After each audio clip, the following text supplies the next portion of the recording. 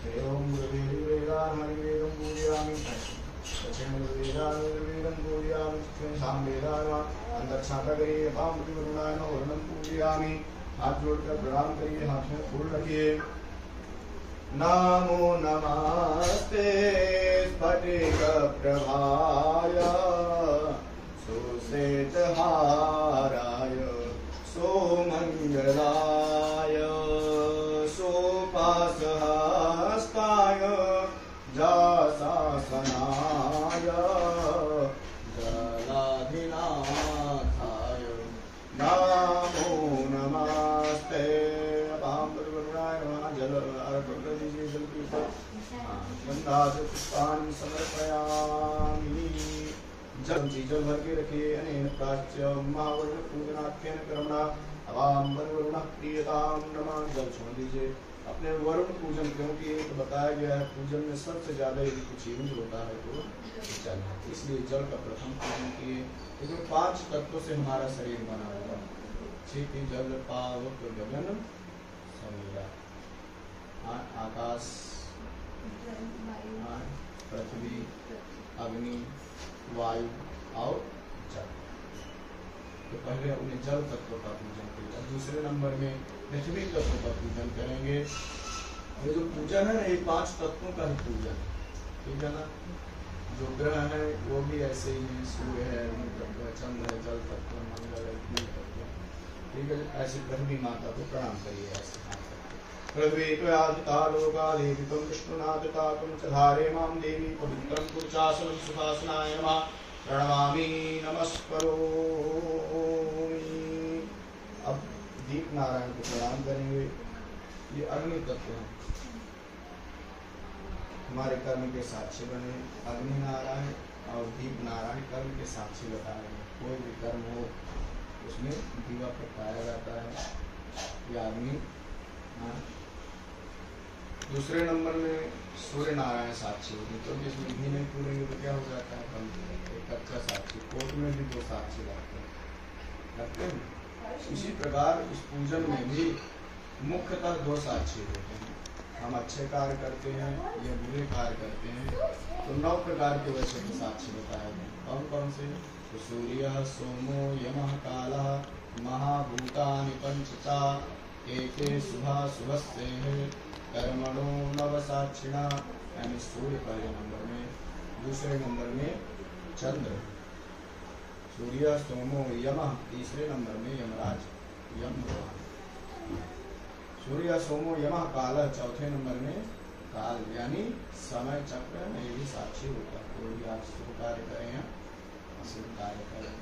फिर उसके बाद 5 तत्व, अग्नि है, जल है, वायु है, आकाश है, ये भी जो है कर्म के साक्षी होते हैं। लेकिन मुख्यतः पूजा में जो है दीप नारायण और ज्योति पर ब्रह्म दीपज्योति जनार्दनः दीपो हरतु मे पापम दीप ज्योतिर्हि नमः। पूजे दीजिए। दीपस्थ देवताय नमः। ओम यन्मण्डलं वेदविदोपगीतं यज्जोगिनां योगिपथानुगम्यं तं सर्वदेवं प्रणमामि सूर्यं पुनातु मां तत्सवितुर्वरेण्यं। भगवते श्रीसूर्यनारायणाय नमः। प्रणमामि नमस्करोमि। घंटस्थुतकरुणाय नमः। शंख भगवान को प्रणाम कर लीजिए। शंखस्थित देवताभ्यो नमः। दक्षिण दिशा में भैरव भगवान को प्रणाम करेंगे। तीक्ष्णदष्ट्र महाकाय कल्पान्ते दहनोपमा भैरवाय नमस्तुभ्यं मनुज्ञां दातुगर्भश्रीवत्साय नमः। हनुमान जी महाराज को प्रणाम करिए। नमो हनुमते भयभंजनाय सुखं गुरु फट् स्वाहा। प्रणमामि नमस्करोमि। हाथ में फूल रखेंगे। प्रथम पूजन भगवान गणेश जी का करेंगे, उनका ध्यान करेंगे। ओम गणानान्वा गणपतिं हवामहे प्रियाणान्वा प्रियपतिगो हवामहे निधेनान्वा निधिपतिगो हवामहे वसो मम आहं जानि गर्भधमातमजासि गर्भधम्मां भूर्भुवः स्वः। सिद्धि बुद्धि सहित महागणपतये नमो नमः। ध्यायामि चिन्तयामि चापि। भगवान का आह्वान करेंगे कि आप आइए, यहाँ विराजमान होइए हमारे घर में, हम आपके पूजन करना चाहते हैं और हमारी पूजा को आप स्वीकार करिएगा। वैसे भगवान गणेश जी का आह्वान करेंगे। ओम सिद्धि बुद्धि पदये रक्ष रक्ष लाभ प्रभो नागास नागहारत्वं गणनाथ स्वदेवासां परस्परैः आवाहयामि पूजार्थं रक्षार्थं तनुं गतोः इहागत्य ग्रहाणत्वं पूजायागं च रक्ष मे। वक्रतुण्ड महाकाय सूर्यकोटिसमप्रभा निर्विघ्नं कुरु मे देवा सर्वकार्येषु सर्वदा। चाहे आवनाथि अक्षतां समर्पयामि। स्नानं आसनं मा स्वसिद्धिबुद्धिसहित महागणपतये नमः। आसनाथे अक्षतां समर्पयामि।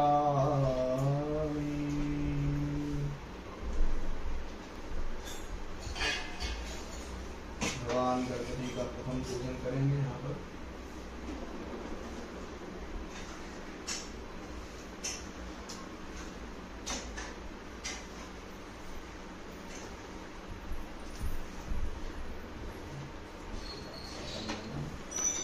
महागणपतये नमः।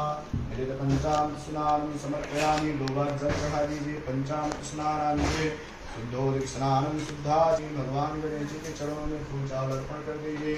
पुष्पाणि समर्पयामि नमस्करोमि। एक चमची जल भर के रखिए। अनेन पूर्वाराधनेन सिद्धिबुद्धिसहित महागणेश प्रियतां नमः। जल छोड़ दीजिए। चाहे वो फूल ले लीजिए, मस्तक से लगाइए, आंखों से लगाइए और सूंघ लीजिए। नीचे की जिसमें रख दीजिए और हाथों को धुल लीजिए। हस्तं प्रक्षालयामि आदिसेवितं कपेथ जाम्बू फलचारुभक्षणम् उमासुतं शोकविनाशकारकम् नमामि विघ्नेश्वर पादपङ्कजम्।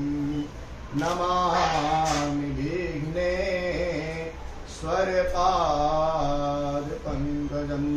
श्वेतांगं श्वेतवस्त्रं सितकुसुमगणैः पूजितं श्वेतगन्धे क्षीराब्धौ रत्नदीपैः सुवर्णरतिलकं रत्नसिंहासनस्थम्। दोर्भिपाशाङ्कुशाब्जाभयवरदधतं चन्द्रमौलिं त्रिनेत्रं ध्यायेत् शान्त्यर्थमीशं गणपतिममलं श्रीसमेतं प्रसन्नं श्रीसमेतं प्रसन्नम्। भगवान को हाथ में लेकर स्नान कराएंगे। ओम अमृताभिषेकोस्तु शुद्धवालः सर्वशुद्धवालो मणिरास्तयासिना। एक नैपकिन मंगवाइएगा स्वच्छ। हेलो, वो अभी दिए थे नैपकिन आपने? एक दीजिए ना, कोई भी कपड़ा होगा चलेगा, स्वच्छ होना चाहिए। ए ना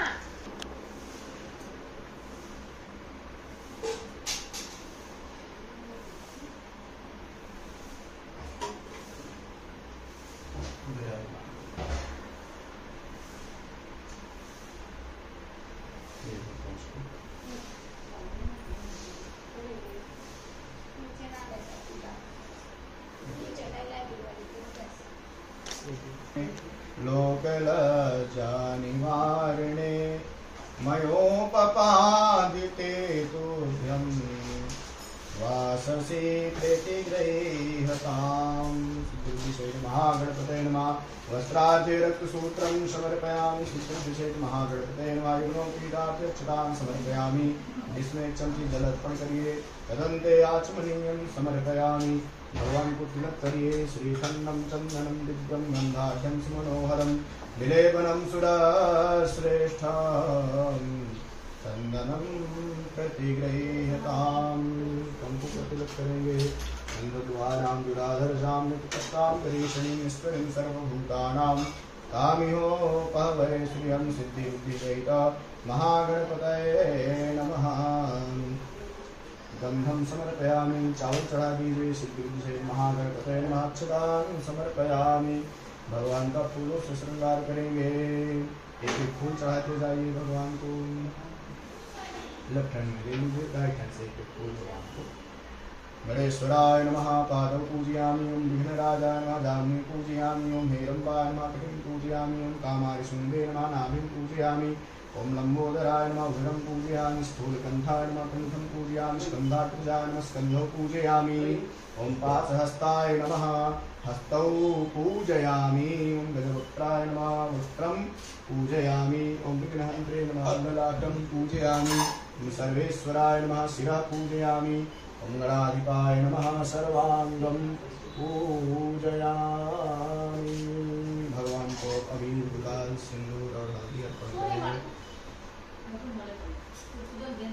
हाँ, तुम खाली पूजा मत को चारों वस्तुएं चढ़ाना, छांटा करना फूल के द्वारा भगवान के चरणों में। अबीरं चा गुलालं चा, वहीं पर वापस रख देना। अबीरं चा गुलालं चा चूवा चंदनेन चा सिंदूरेण समायुक्तं सौभाग्यं प्रतिगृह्यतां मुरुवस्वादितुर्ये महागणपतये नमः।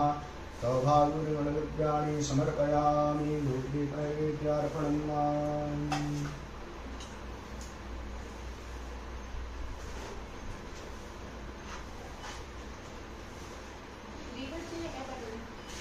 अच्छा, नहीं ये है ना, हम बना लेंगे।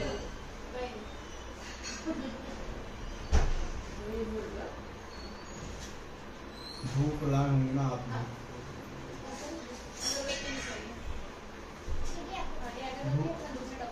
धूप का ही दे दीजिए, अगरबत्ती रहने।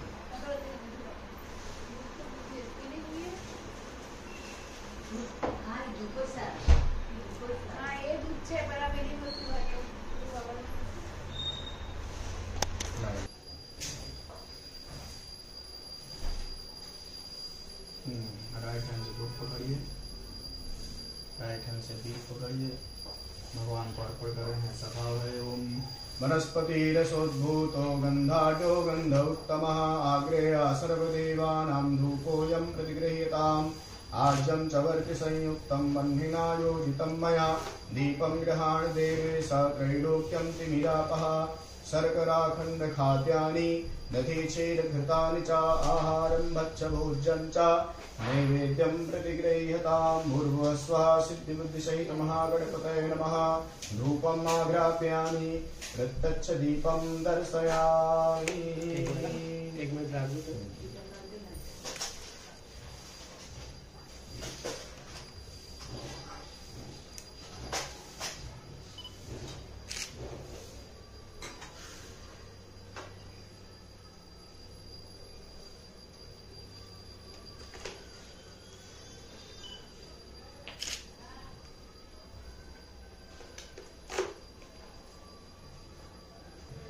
स्वाहा। ओम उदानाय स्वाहा। ओम समानाय स्वाहा। एक चमची जल अर्पण करिए। मध्य तोयम समर्पयामि। पुनः भगवान को भोग लगाइए। ओम प्राणाय स्वाहा। ओम अपानाय स्वाहा। ओम ज्ञानाय स्वाहा। ओम उदानाय स्वाहा। ओम समानाय स्वाहा। 4 बार जल अर्पण करिए। उत्तरापोषणम हस्त प्रक्षालनम मुख प्रक्षालनम मुखाम्बुजयाचमनीयं समर्पयामि। करोत्तरनाभे मुखवासार्थे भगवान को एक दक्षिणा चढ़ाएंगे। हिरण्यगर्भगर्भस्थं हेमबीजं विभावसो अनन्तपुण्यफलदायिता शान्तिं प्रयच्छ मे भूर्भुवस्वः। सिद्धिबुद्धिसहित महागणपतये नमः। हिरण्यदक्षिणां समर्पयामि। भगवान को 5 सुपारी अर्पण करेंगे। हिरण्य पुंगी फलमहद्दिव्यं पवित्रं पापनाशनं पुत्रं पौत्रादिफलदं कलशे प्रक्षिपाम्यहम्। ओम भूर्भुवः स्वः सिद्धि बुद्धि सहित महागणपतये नमः। मुखवासार्थे नमस्करोमि च। बोलो श्री गजानंद गणपति महाराज की जय गणेश जय गणेश जय गणेश देवा। माता जकी पार्वती पिता महादेवा। जय गणेश जय गणेश जय गणेश देवा। माता जकी पार्वती पिता महादेवा। एक दंत दयावंत जाधारी माथे पे तिलक तो मूस के सवारी। माथे पे तिलक तो मूस के सवारी। जय गणेश जय गणेश जय गणेश देवा। माता जकी पार्वती पिता महादेवा। माता जकी पार्वती पिता महादेवा। पान चढ़े फूल चढ़े और चढ़े मेवा। पान चढ़े फूल चढ़े और चढ़े मेवा।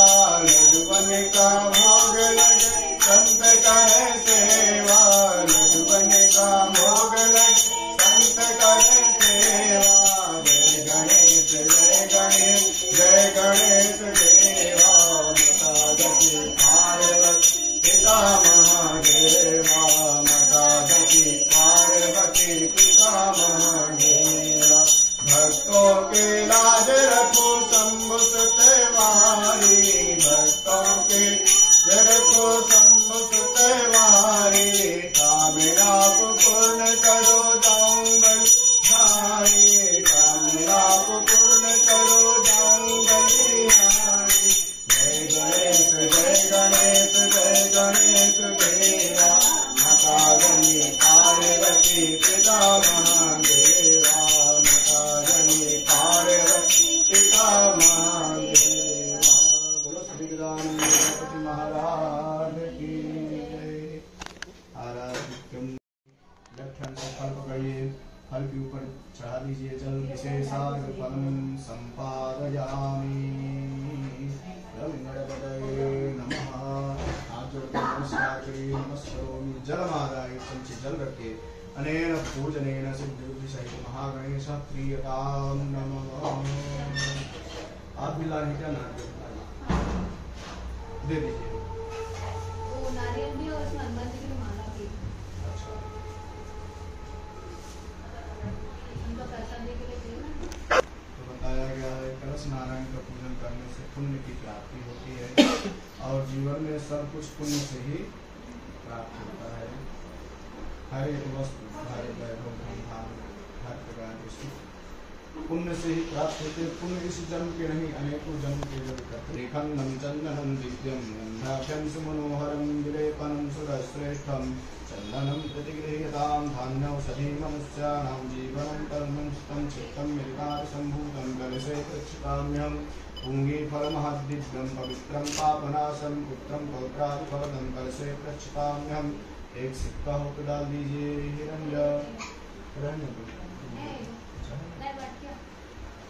विधानं सर्ववस्तूनां सर्वकार्यार्थसाधनं सम्पूर्णः करोषोयेन श्रीफलं साङ्गं सपरिवारं साधनं सुखम् आवाहयामि। सुप्रतिष्ठितो वरदो भव। अपां पतिवरुणाय नमः। सर्वोपचारार्थे गन्धाच्च पुष्पाणि समर्पयामि। भगवान को फूल चढ़ा दिए। गन्धाच्च पुष्पाणि समर्पयामि। नमस्कार करिए। पाशपाणे नमस्तुभ्यं पद्मिनी जीवनायकम्। पुण्याहवाचनं यावत् तावत् त्वं सन्निधो भव। एक चमची जल भर के रखे राइट हैंड से बोलिए अनेन पूजनेन अपां पतिवर्णः। थाली में जल छोड़ दीजिए। प्रियतां नमः। लेफ्ट हैंड में चावल रखना है।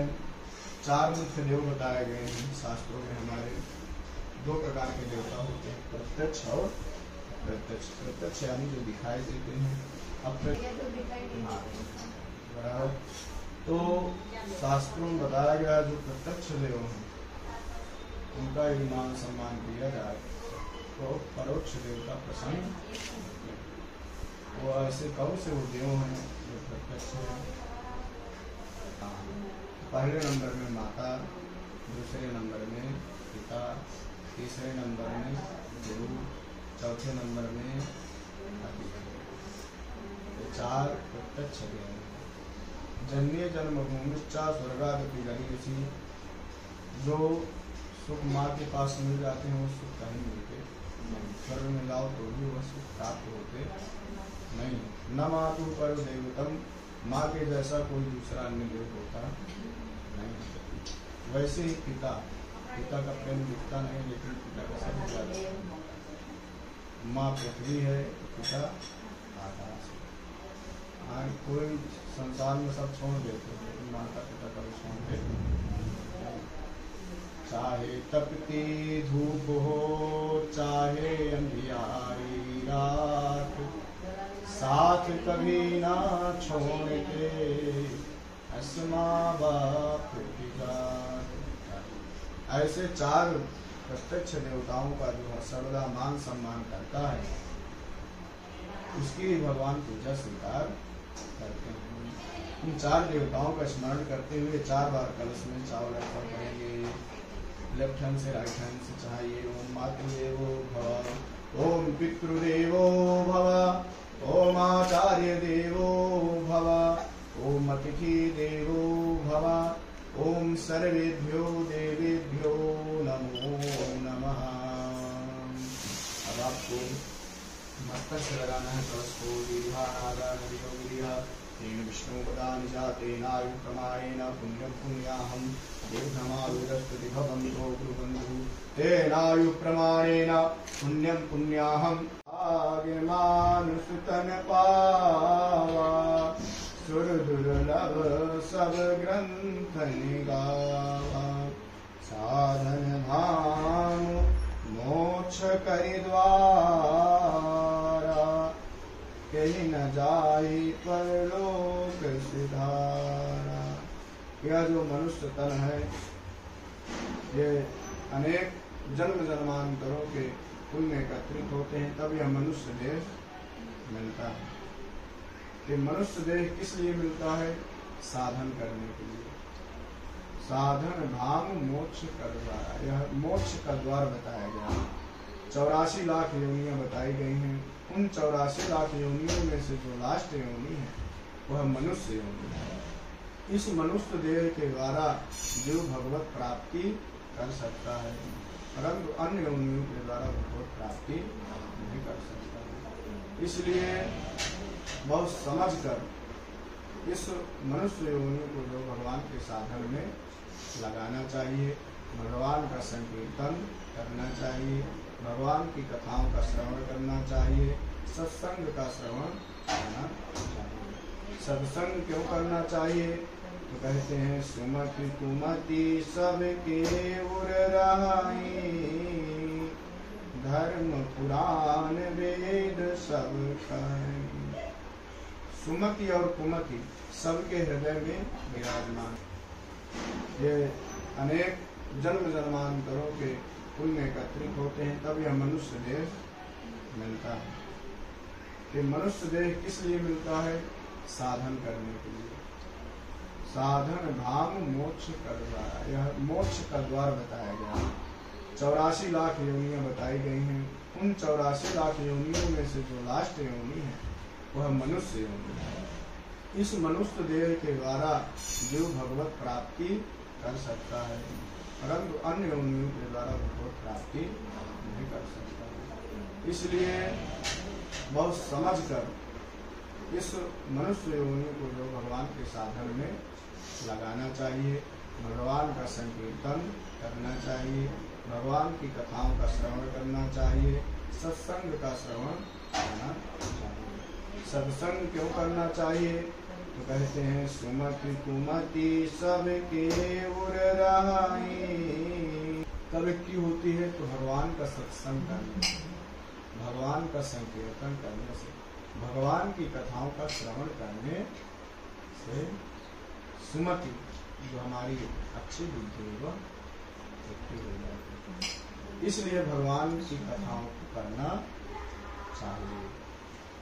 जहाँ सुमति तहाँ संपत्ति नाना, जहाँ कुमति तहाँ विपत्ति निदाना। थक गए अभी से लग रहा है।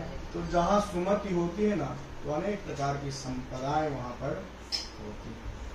जहाँ सुमति तहाँ संपत्ति नाना, जहाँ कुमति तहाँ विपत्ति। और जहाँ कुमति होती है, खराब होती है, वहाँ पर अनेक प्रकार की विपदाएं आती हैं। इसलिए हमेशा जीवन में अच्छे विचार करने चाहिए। आहार निद्रा भय में चुनौचा।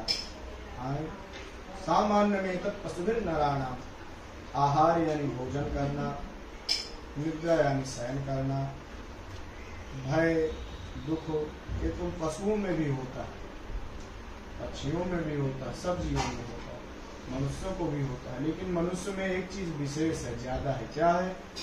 धर्मो हितेषाम अधिको विशेषः। धर्म जो है विशेष रूप में मनुष्य योनि में जो है उनको प्राप्त है कि हमें क्या करना चाहिए और क्या नहीं करना। हर एक जो जीव है ना, जितने सचराचर में जीव, वो सभी इच्छा करते हैं। जब मनुष्य को देखते हैं ना, तो विचार करते हैं कि भगवान हमको कब ये योनि मिलेगी कि हम भी मनुष्य बने। हाँ, और इस मनुष्य जन्म को पाकर भी हम सत्संग न करें, अच्छे कार्य न करें, तो इस जीवन का कोई मतलब। मनुष्य रूपेण मृगश्चरन्ति। नाम के केवल मनुष्य, बाकी तो मृग के समान है। इसलिए धार्मिक कार्य करके रहना चाहिए। हमारे शास्त्रीय ग्रंथों में सब कुछ बताया गया है, किसके प्रति कैसा रहना चाहिए। अपने कर्तव्य का हमेशा पालन करना चाहिए, शास्त्रों में बताया गया है। सुख दुखौ समान कृत्वा लाभौ लाभौ जयो जयो। गीता में भगवान कहते हैं कि अपना जब कर्तव्य का पालन करें ना, तो यह नहीं विचार करना चाहिए कि हमको ये कार्य करने से सुख मिलेगा या दुख मिलेगा। अपने कर्तव्य पालन में यह नहीं सोचना चाहिए। नहीं लोग सोचते कि हमको इस चीज से फायदा मिले वही चीज करना, ये नहीं विचार करना। हमारा कर्तव्य है, इससे हमको सुख मिले चाहे दुख मिले, हमको कार्य करना चाहिए। ऐसा गीता में भगवान कहते हैं। और कथा का श्रवण कहते हैं श्रद्धा से करना चाहिए। अश्रद्धया हुतम दत्तम ततस्तत्तम कृतम चयत। गीता में भगवान कहते हैं कि अश्रद्धा से किया हुआ दान, यज्ञ, जप, पूजा, पाठ, यह सब असत हो जाता है, यानी उसका कोई मतलब नहीं होता यदि अश्रद्धा से करते हैं। ना इस लोक में उसका फल मिलता है, ना अन्यत्र उसका फल मिलता है। इसलिए श्रद्धावान होकर भगवान का पूजन करना चाहिए, भाव से पूजन करना चाहिए। भगवान तो कण कण में है, लेकिन हम एक मूर्ति में क्यों पूजन करते हैं? दुकानदार के पास बहुत सारी मूर्तियां होती हैं, सभी मूर्तियों की पूजा नहीं करता है, उसमें से एक ही मूर्ति की पूजा करता है। हाँ, जब हम खरीदने जाते हैं तो प्रणाम करते हैं सभी मूर्ति। एक मूर्ति लेकर आते हैं, पंडित जी को बुलाते हैं, फिर उसमें प्राण प्रतिष्ठा करते हैं, उसके बाद उसका पूजन करते हैं। तो देवो न विद्यते काष्ठे न पाषाणे न मृण्मये भावो विद्यते देवस् तस्मात् भावो न कारणम्। देवता भगवान कहते हैं किसी लकड़ी की मूर्ति में या पत्थर की मूर्ति में या किसी धातु की मूर्ति में, सोना की मूर्ति में या चांदी की मूर्ति में भगवान होते नहीं है। भगवान कहाँ होते हैं? भाव में भगवान होते हैं। हमारे भाव हैं तो भगवान इस मूर्ति के अंदर में, वैसे भगवान क्या करने। लेकिन पूजा करने के लिए एक आधार चाहिए, तब हम मूर्ति में भगवान का आह्वान करते हैं, उनकी शक्ति का, और उनकी शक्ति का अपने पूजन भाव है। व्यास जी महाराज कहते हैं, व्यास जी महाराज ने 18 पुराण लिखे। कितने पुराण लिखे? 18 पुराण लिखे। श्रीमद् भागवत महापुराण लिखा, मार्कंडेय पुराण लिखा, ब्रह्मवैवर्त पुराण लिखा, श्री शिव पुराण लिखा, देवी पुराण लिखा। ऐसे जो है 18 पुराण लिखे। उनमें से एक स्कंद पुराण उन्होंने लिखा। स्कंद पुराण से ये जो सत्यनारायण भगवान की कथा है, इस कथा को लिया गया है। व्यास जी महाराज कहते हैं, एकदा नैमिषारण्ये ऋषया सौनकादयः प्रपृच्छुर्मुनयः सर्वे सूतं पौराणिकं खलु। एक बार नैमिषारण्य तीर्थ में 88,000 ऋषि मुनि एकत्रित हुए। उनमें जो मुख्य श्रोता थे वो सौनक ऋषि थे। उन्होंने सूत जी महाराज का पूजन कर उनको व्यासपीठ पर विराजमान कर उनसे प्रश्न करते हैं। क्या पूछते हैं? व्रतेन तपसा किं वा प्राप्यते वांछितं फलम्। किस व्रत से, किस तपस्या से मनोवांछित फल प्राप्त होते हैं? हम जानना चाहते हैं। तभी सूत जी महाराज कहते हैं कि हे ऋषियों, ऐसा ही प्रश्न एक बार नारद जी ने भगवान विष्णु से किया था। तभी ऋषियों ने कहा, वो क्यों प्रभु, नारद जी को ऐसी क्या जरूरत पड़ी कि उन्होंने भगवान से प्रश्न किया। तभी सूत जी महाराज कहते हैं कि एक बार नारद योगी, एकदा नारदो योगी परानुग्रह कांक्षया पर्यटन विविधान लोकान मर्त्यलोके निपागतः। एक बार नारद जी लोक कल्याण की भावना से सभी लोकों में भ्रमण करते करते, हमारे शास्त्रों में कितने लोक बताए गए हैं? 14 लोक बताए गए है ना। कौन कौन से? जो अन्य धर्म के लोग हैं वो कैसे अपने पुस्तकों रखते हैं, अपने बच्चों को पढ़ाते हैं, सिखाते हैं, लेकिन सनातन धर्म में ऐसा क्यों नहीं? इसी यदि हम धर्म की रक्षा करते हैं तो धर्म हमारा रक्षा करता है। धर्म यानी संस्कार, हमारे संस्कार क्या है, कहाँ बताया गया है? 14 लोग बताए गए हैं। 14 लोग, ये जो जहाँ पर हम बैठे हैं भूलोक यानी पृथ्वी लोक है, इसके ऊपर जाएंगे तो भुआ लोक है, इसके ऊपर जाएंगे तो स्वरलोक है, इसके ऊपर जाएंगे तो महलोक, तपलोक, सत्यलोक। सत्यलोक सबसे ऊपर है जहाँ भगवान विष्णु विराजमान, उसी को कहते हैं। जैसे कि भूलोक है जिसको पृथ्वी लोक भी कहते हैं, मृत्यु लोक भी कहते हैं कि नहीं, उसी प्रकार से सत्यलोक को वैकुंठ लोक, विष्णु लोक, गोलोक, सब उसके पर्यायवाची शब्द। कहाँ जा रहे हो? कथा में मन नहीं लग रहा।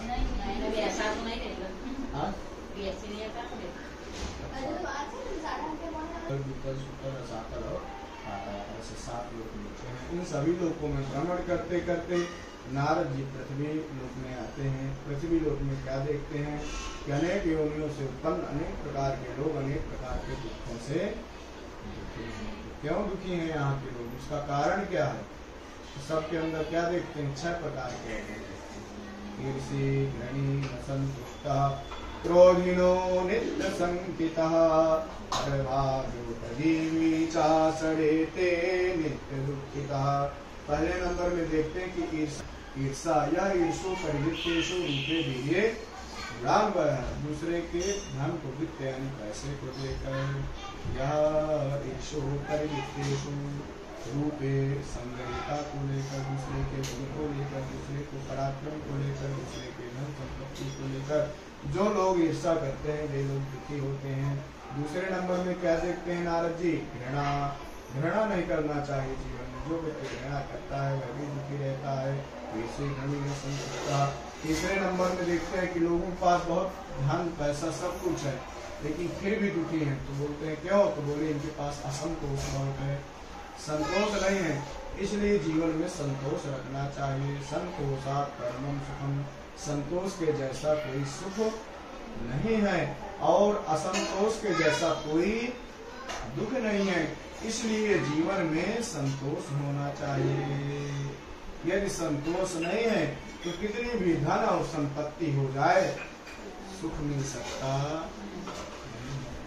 न। सुखात लभ्यते सुखम, सुख से कभी सुख की प्राप्ति होती, सुख से सुख मिले ये दुर्लभ काम, सुख से कभी सुख नहीं मिलता। इसलिए जीवन में संतोष रखना चाहिए। क्रोधिनो नित्य संकितः, फिर बताते हैं क्रोध नहीं करना चाहिए जीवन में। क्रोध क्यों नहीं करना चाहिए? क्रोध कब आता है? ध्यायतो विषयान् पुंसः संगस्तेषु प्रजायते, विषयों का ध्यान करता है व्यक्ति पहले, ध्यायतो विषयान् पुंसः, फिर उनका संग करता है, संगस्तेषु प्रजायते, संगात संजायते कामा, फिर संग करके उनका उपयोग करता है। फिर जब उसका काम नहीं बनता है तब उसे क्रोध आता है। क्रोधात् भवति सम्मोहः, क्रोध से मोह हो जाता है। सम्मोहात् स्मृति विभ्रमः, और मोह से स्मृति जो शक्ति होती है वो भ्रमित हो जाती है। और स्मृति भ्रंशात् बुद्धिनाशो, जब स्मृति शक्ति भ्रमित हो जाती है तो बुद्धि का नाश हो जाता है। और बुद्धि नाशात् प्रणश्यति, और बुद्धि का नाश हो जाने से हमें क्या करना चाहिए, क्या नहीं करना चाहिए, ये पता नहीं चलता। इसलिए जीवन में क्रोध नहीं करना चाहिए। क्रोधम, गीता में भी भगवान कहते हैं काम क्रोध तथा लोभ तस्मात् एतत्त्रयम् त्यजेत्। इन तीनों वस्तुओं का त्याग करो। इसका काम, क्रोध और लोभ बढ़ जाता है ना, तो क्या होता है? लोभ पापस्य कारणम। लोभ पाप बढ़ने लगता है। जैसे लोभ बढ़ा तो आप गलत काम करो, गलत काम करने से क्या मिलेगा? पाप से कारण। इसलिए काम, क्रोध और लोभ का त्याग कर देना चाहिए। नित्य संकिता, क्रोध के बाद देखते हैं नारद जी यहाँ शंका बहुत करते हैं लोग, भगवान है कि नहीं है, अनेक प्रकार के विचार, शंका, संशय आत्मा विनश्य। गीता में भी भगवान कहते हैं कि जो संशय है ना वो आत्मा का विनाश कर देता है। संशय आत्मा विनश्य। ज्यादा शंका नहीं करना चाहिए, शंकर से जीवन खराब हो जाता है। इसलिए छठे नंबर में संशय का त्याग कर देना चाहिए। कुछ लोग कहते हैं भगवान है कि नहीं, तो भगवान तो है ही, लेकिन भगवान के केवल अनुभव होता है, क्योंकि सूर्य कोटि समप्रभा, भगवान करोड़ों सूर्य के समान तेजस्वी हैं। पृथ्वी लोक में सभी लोग दुखी हैं, तो नारद जी भगवान विष्णु के पास जाते हैं। वहाँ देखते हैं कि एक हाथ में भगवान शंख, एक हाथ में चक्र, एक हाथ में गदा, एक हाथ में पद्म और वनमाला से विभूषित भगवान विराजमान है। नारद जी उनकी स्तुति करने लगते हैं। नमो वाङ्मनसातीत रूपायानंत शक्तये आदि मध्यांतहीनाय निर्गुणाय गुणात्मये। हे आदि और मध्य से रहित निर्गुण निराकार भक्तों की पीड़ा नष्ट करने वाले, हे प्रभु परमात्मा, मैं आपको नमस्कार करता हूँ। इस प्रकार नारद जी भगवान की स्तुति की।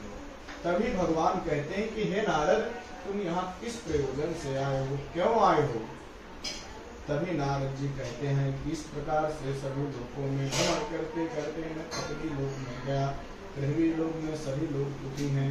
आप ऐसा कोई उपाय बताइए जिसको करने से सभी दुख दूर हो जाए। तब भगवान कहते हैं सत्य व्रतम, सत्य का व्रत ही हमारा धर्म है। सत्यमेश्वर लोके सत्य धर्म सनातन, सत्य मूलानि सर्वाणि। और सभी का मूल, चाहे मनुष्य हो, चाहे जीव हो, चाहे वनस्पतियां हो, कोई भी हो, सबका मूल क्या है? सत्य। सत्य मूलानि सर्वाणि, सत्या नास्ति परम परम। और सत्य के जैसा कोई देवता नहीं। तो सत्य कौन है? सत्यम नारायण हरि, वह ईश्वर परमात्मा हरि भगवान विष्णु ही सत्य है। बाकी इस जीवन में, इस संसार में जो भी आया है सबको एक न एक दिन जाना है। कोई वस्तु फिक्स नहीं। तो सत्य प्रथम, इसीलिए भगवान क्या बोले? सत्य का और सत्यनारायण का पूजन करें। सत्यनारायण का पूजन किस दिन करें? नारद जी कहते हैं। तब भगवान कहते हैं कि भगवान सत्यनारायण का पूजन किसी भी दिन किया जा सकता है, हो सके तो सायंकाल करें। फिर नारद जी पुनः प्रश्न करते हैं कि हे प्रभु, इस व्रत को क्या प्रश्न करते हैं? इस पूजा का फल क्या है?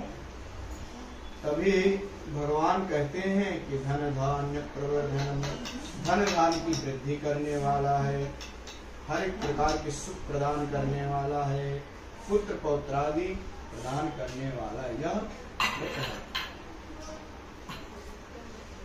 फिर से प्रश्न करते हैं नारद जी कि पूजन में आपको क्या अर्पण करें? तो भगवान कहते हैं कि साठी चावल का चूर्ण या गेहूं का चूर्ण का जो भी बनाते हैं, यहाँ जैसे सिरा चलता है, हमारे वहाँ क्या चलता है, अंगूर चलते हैं, जो भी हो उस, और केले का फल, पंचामृत, ये सभी भक्ष्य सामग्री सवाया मात्र में एकत्रित कर भगवान को अर्पण करना चाहिए। और उसके बाद भगवान का पूजन कर, संकीर्तन कर, भगवान की आरती कर, प्रसाद ग्रहण कर अपने अपने घर को जाना चाहिए।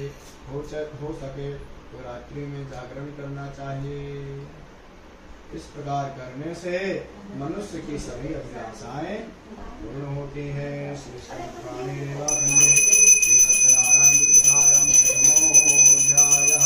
बोलो श्री कृष्ण कन्हैया की जय। एक अध्याय हुआ। अब भगवान को अपने भोग लगा देते हैं। एक अध्याय के बाद ही अब आ गया ताजा ताजा तो भगवान को, हाँ बस ये लगा दीजिए। चलिए भगवान को भोग लगाइए। ओम प्राणाय स्वाहा, ओम प्राणाय स्वाहा, ओम प्राणाय स्वाहा, ओम प्राणाय स्वाहा, ओम समानाय मध्ये तोयम समर्पयामि। फिर से भोग लगाइए। ओम प्राणाय स्वाहा, ओम प्राणाय स्वाहा, ओम ज्ञानाय स्वाहा, ओम प्राणाय स्वाहा, ओम समानाय स्वाहा। 4 बार जल छूने तरह पोषण प्रक्षालन आचमनीयम समर्पयामि नमस्करोमि। बोलो सत्यनारायण भगवान की जय।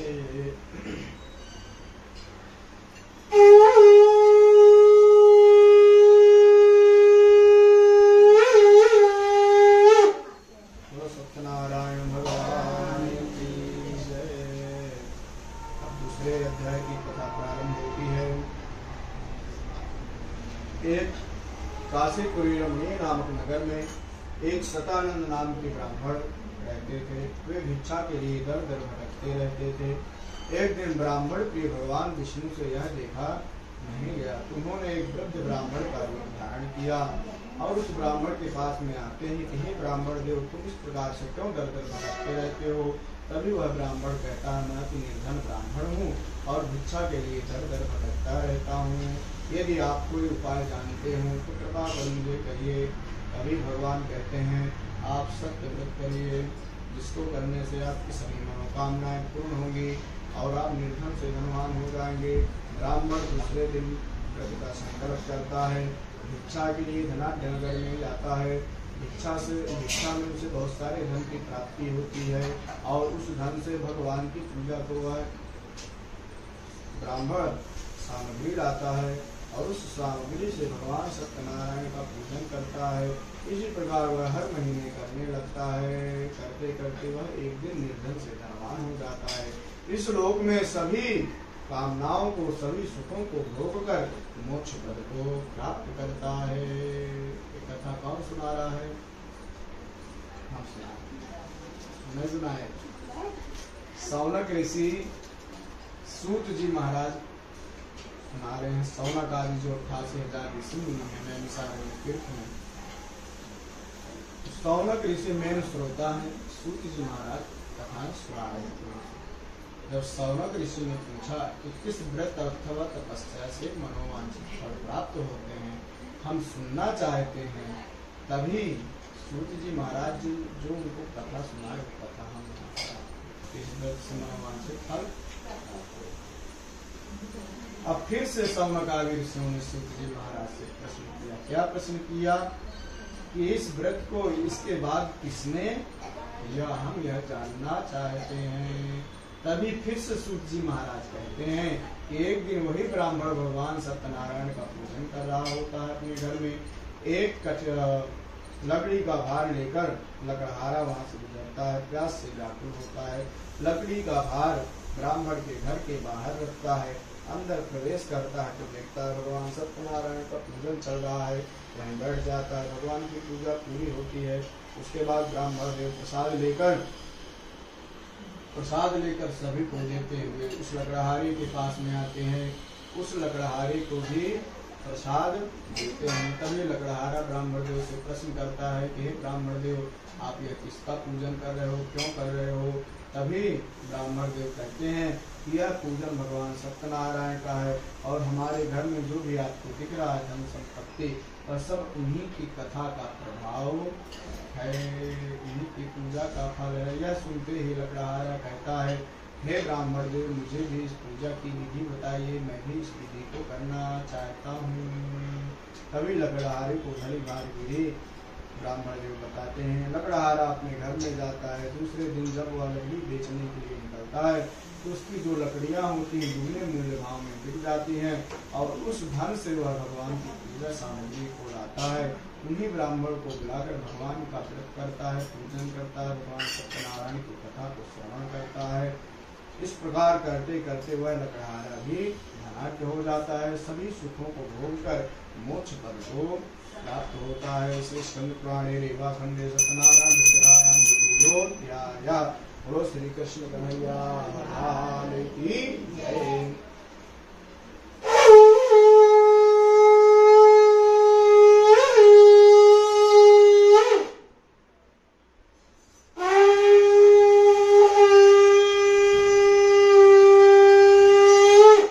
सत्यनारायण भगवान की जय। तीसरे अध्याय की कथा प्रारंभ होती है। एक उल्कामुख नाम के राजा थे। वे भी जितेंद्रिय थे, सत्यवादी थे। उनकी पत्नी थी, वह भी धार्मिक थी, सभी गुणों से संपन्न थी, सुशील थी, सुंदर थी, पतिपरायणा स्त्री थी। वे दोनों नदी के किनारे भद्रशिला नाम की नदी के किनारे बैठकर भगवान सत्यनारायण का यजन पूजन किया करते थे। एक दिन वहीं से साधु नाम का वणिक गुजरता है। देखता है कि राजा होकर किसका पूजन कर रहे हैं। राजा के पास जाता है, राजा को प्रणाम कर उनसे प्रश्न करता है, हे राजन तुम किसका पूजन कर रहे हो और क्यों कर रहे हो। तभी राजा कहता है मैं भगवान सत्यनारायण का पूजन कर रहा हूँ। उनकी पूजन करने से जिसकी जो मनोकामनाएं होती हैं भगवान पूर्ण करते हैं। तभी साधु नाम का वरिष्ठ बनिया कहता है कि हे राजन मुझे भी इसका विधान बताइए। मेरे कोई संतति नहीं है, मैं संतति के लिए इस व्रत को करना चाहता हूँ। भले विधान जानकर अपने घर में जाता है। साधु अपनी पत्नी लीलावती से कहता है कि हे प्रिय, हमने एक ऐसा व्रत सुना है जिसको करने से सभी मनोकामनाएं पूर्ण होती है, संतति होने को संतति की प्राप्ति होती है। लीलावती कहती है बिल्कुल हम आज ही इस व्रत को करेंगे। लेकिन साधु वणिक को भगवान के ऊपर विश्वास नहीं होता। वह कहता है कि हम आज इस व्रत को नहीं करेंगे। तो कब करेंगे? तो बोले जब हमारे घर में संतान का जन्म हो जाएगा तब हम इस व्रत को करेंगे। बाधा रखता है। लीलावती कहती है कोई बात नहीं। एक दिन लीलावती ऋतुकालीन सदाचरण में प्रवृत्त होती है और 10वें महीने में कन्या रत्न की उत्पत्ति होती है। उस कन्या का नाम कलावती रखा जाता है। पुनः लीलावती अपने पति से कहती है कि हे स्वामी, हमने जन्म से पहले एक व्रत करने की बाधा रखे थे, लेकिन आज तक वह बाधा हमने पूर्ण नहीं की। अब हमको यह व्रत कर लेना चाहिए। तभी साधु कहता है हम इस व्रत को अभी नहीं करेंगे। कब करेंगे? बोले कन्या के विवाह के समय में इस व्रत को करेंगे। एक दिन इसी तरह धीरे धीरे शुक्ल पक्ष के चंद्रमा की भांति दिन प्रतिदिन कलावती उनकी पुत्री बढ़ने लगती है। एक दिन साधु देखता है कि हमारी कन्या विवाह योग्य हो गई है। एक दूत को बुलाता है, हमारे कन्या के लिए एक अच्छे वर का अन्वेषण करो। दूत यह सुनते ही कांचनपुरी नामक नगर में जाता है। वहाँ से एक सुंदर सुशील धनाढ्य बड़ी पुत्र को लेकर आता है। वह सभी गुणों से संपन्न होता है। यह देखकर साधु वणिक अपनी पुत्री का विवाह उसके साथ में कर लेता है। अति होशियार वह साधु वणिक अपने दामाद के साथ व्यापार करने के लिए समुद्र के समीप स्थित रत्नसारपुर नामक नगर में जाता है। वहाँ व्यापार करने लगता है। लेकिन भाग्यावशात वह व्रत करने के लिए भूल जाता है। तभी रत्नसारपुर नामक नगर में चंद्रकेतु नामक राजा का राज्य चल रहा होता है। उस राज्य में चोरी हो जाती है। रात्रि का समय होता है। दोनों वणिक सो रहे होते हैं।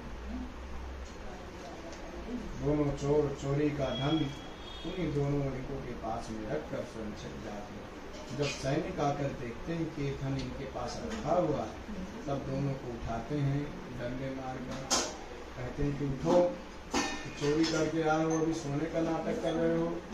तभी दोनों वणिक कहते हैं कि आश्चर्यचकित होते हैं, तो हमने चोरी की ही नहीं।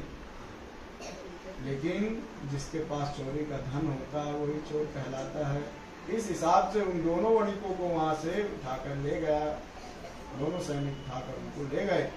राज दरबार में उनको खड़ा किए। राजा से कहते हैं सैनिक देखिए हम ये दोनों चोरों को पकड़ लाया है। इनको देखकर आप आज्ञा प्रदान करिए। राजा बिल्कुल सोचे समझे इनको महान कारागार में डाल दिया जाए, ऐसा कहता है।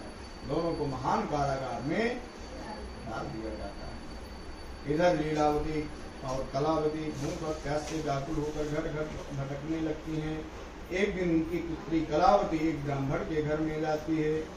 ब्राह्मण के घर में देखती है भगवान सत्यनारायण का पूजन चल रहा है, शायद यहाँ पर कुछ प्रसाद मिल जाए खाने पीने के लिए। वहीं बैठकर भगवान का पूजन श्रवण करती है। उसके बाद कुछ रात्रि का समय हो जाता है, प्रसाद लेकर अपने घर में जाती है। उसकी माँ लीलावती कहती है, पुत्री तुम्हारे मन में क्या है, इतनी रात को क्यों आई हो?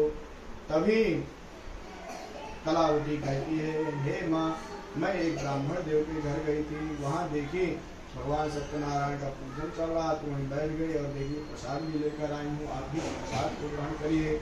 तुरंत लीलावती को याद आ जाता है कि हे पुत्री, हमने तुम्हारे जन्म से पहले भगवान सत्यनारायण का पूजन करेंगे ऐसा व्रत किए थे, बाधा रखे थे, संकल्प किए थे, लेकिन आज तक वह संकल्प हमारा पूरा नहीं हुआ।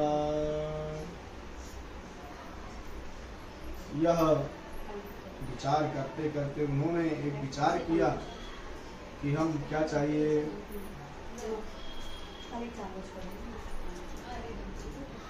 उसी समय दोनों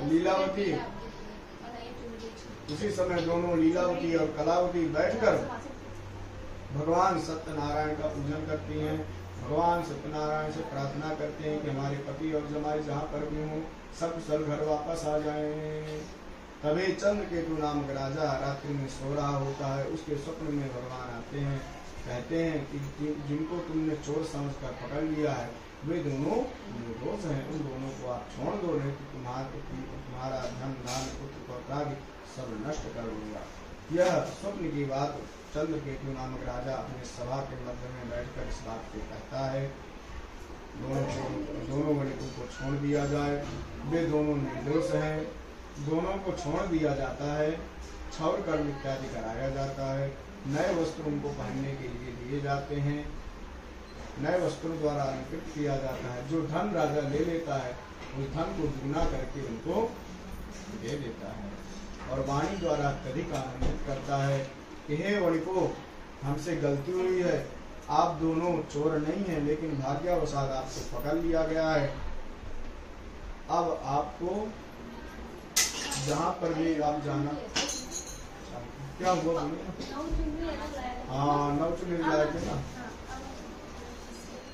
एक मिनट इसमें नहीं होगी, एक मिनट। दोनों को छोड़ दिया जाता है, क्षौर कर्म इत्यादि कराया जाता है, नए वस्त्रों द्वारा अलंकृत किया जाता है। राजा कहते हैं कि आप यदि यहाँ पर व्यापार धंधा करना चाहते हैं हमारे राज्य में तो हमारे राज्य में कर सकते हैं, और यदि आप अपने गांव नगर में जाना चाहते हैं तो अपने नगर आप जा सकते हैं। यह सुनते ही दोनों राजा को प्रणाम कर अपने नगर के लिए निकल पड़ते हैं। श्री पुराणी रेवाखंड श्री सत्यनारायण श्री कृष्ण कन्हैया लाल की जय।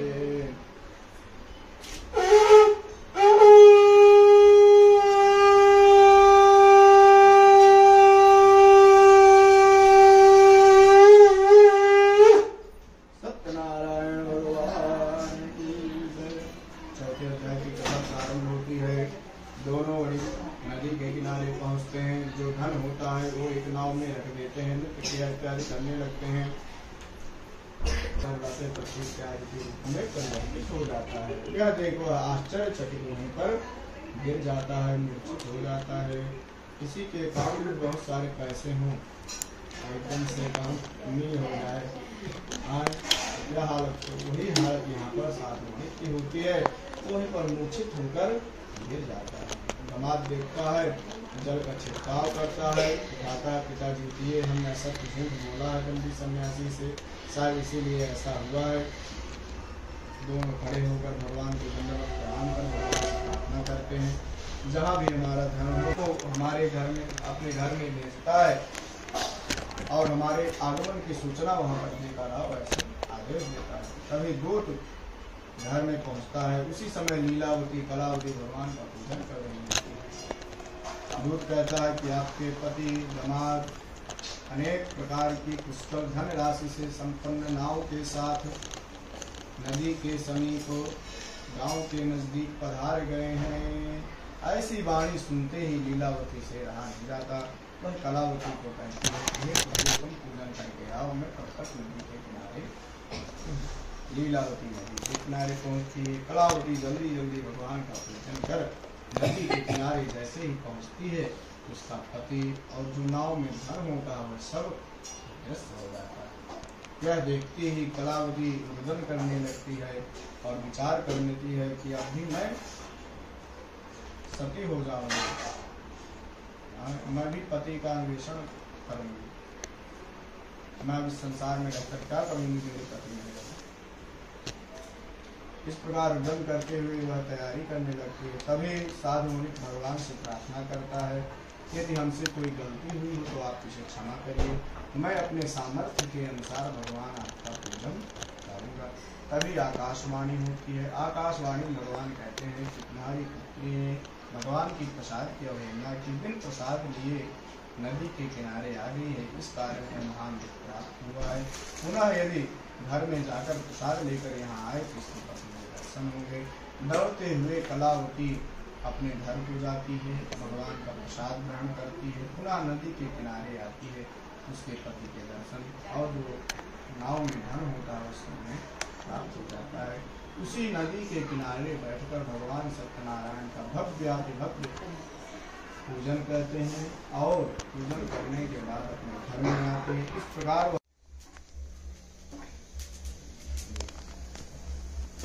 आप भी बेटा खड़ी हो जाओ, सभी लोग खड़े हो जाएंगे, सभी के हाथ में दे दीजिए।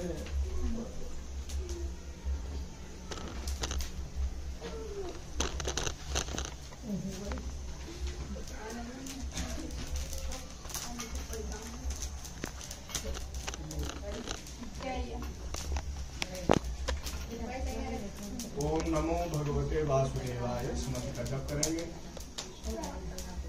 ओम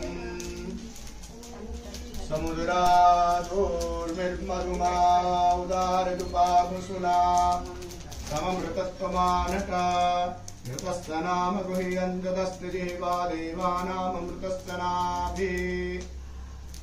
ओम जग्नेन जग्नमयदन्तदेवास्तानि धर्माणि प्रथमान्यासन्ना तेहनाकं महिमानः स्वचन्दजत्र पूर्वे साध्याः सन्ति देवाः। पुनस्त्वादित्या रुद्रा वसवः समिन्धताम् पुनर्ब्रह्माणो वसुनीति जग्नैः। हृदय त्वं तन्वं वर्धयस्व सत्याः सन्द्विजमानश्च कामाः। ओम पूर्णादर्वे परापत सुपूर्णा पुनरा। भगवान की आरती करेंगे। बोलो श्री सत्यनारायण भगवान की। कर्पूर गौरम जब मंत्र आए तो सलाई लेकर वहां से जला देना कपूर। ओम जय जगदीश हरे स्वामी जय जगदीश हरे। हाथ जानो के संकट हाथ जानो के संकट क्षण में दूर करे। ओम जय जगदीश हरे जो जाए। ओम जय जगदीश हरे दीन बंधु दुख हरता तुम ठाकुर मेरे। कान तुम राक्षक मेरे करुणा बढ़ाओ अपने चरण लगाओ द्वार कराते। ओम जय जगदीश तुम हो एक गोचर सबके प्राणपति स्वामी सबके प्राणपति। किस विधि मिलूं गया है किस विधि मिलूं गया है तुमको मैं तुमसे। ओम जय जगदीश हरे ईश अधिकार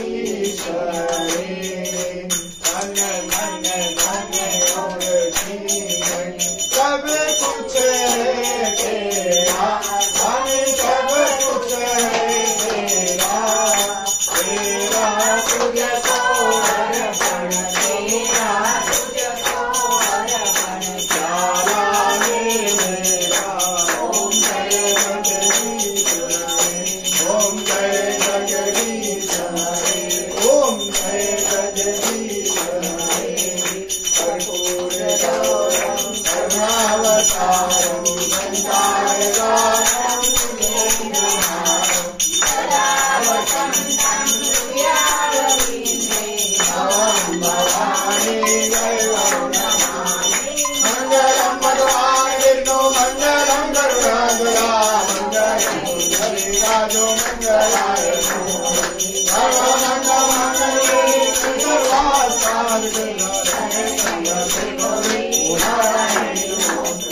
अच्युतं केशवं राम नारायणं कृष्णदामोदरं वासुदेवं केशवं माधवं गोपिकावल्लभं जानकी नायकं रामचन्द्रं हरे राम राम राम हरे हरे हरे कृष्ण हरे कृष्ण